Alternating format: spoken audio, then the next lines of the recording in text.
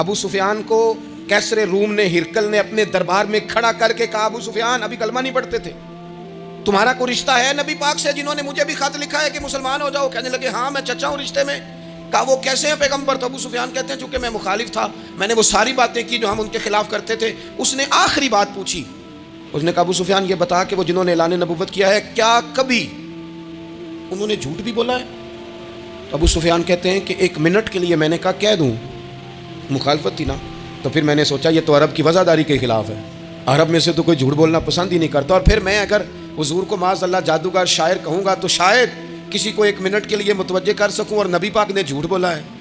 یہ تو مانے گا ہی کوئی نہیں۔ کہتے ہیں بادشاہ نے پھر زور دے کے کہا سردار بتاتے کیوں نہیں، کیا کبھی انہوں نے جھوٹ بھی بولا ہے؟ تو ابو سفیان کہتے ہیں میرے ہاتھ میں چھڑی تھی، میں نے زور سے زمین پہ ماری، میں نے کہا وہ میرے رشتے میں بھتیجے ہیں، میری سخت مخالفت ہے،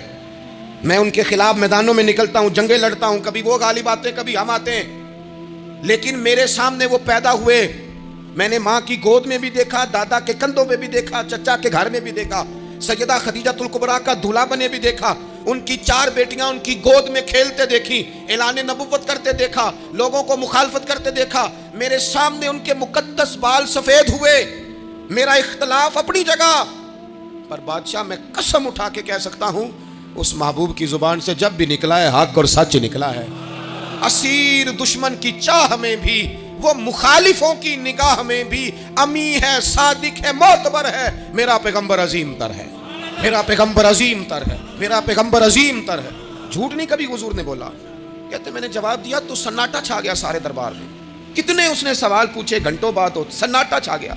اور پھر بادشاہ نے اپنا پرنا اٹھایا، چادر اٹھائی، کندھے پہ رکھی اور جانے لگا، تو میں نے پیچھے سے پلٹ کے کہا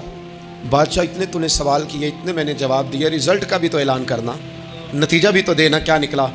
تو کہتے ہیں وہ جا رہا تھا، وہیں کھڑے کھڑے اس نے چہرہ میری طرف پھیرا اور کہنے لگا سردار نتیجہ تو نکل آیا ہے، رزلٹ تو نکل آیا۔ جس بندے نے کبھی بندوں سے جھوٹ نہیں بولا وہ یہ جھوٹ کیوں بولے گا کہ میں اللہ کا رسول بن کے آیا ہوں؟ نتیجہ تو نکل آیا، بات تو کلیئر ہو گئی، اب آگے کیا جانا ہے؟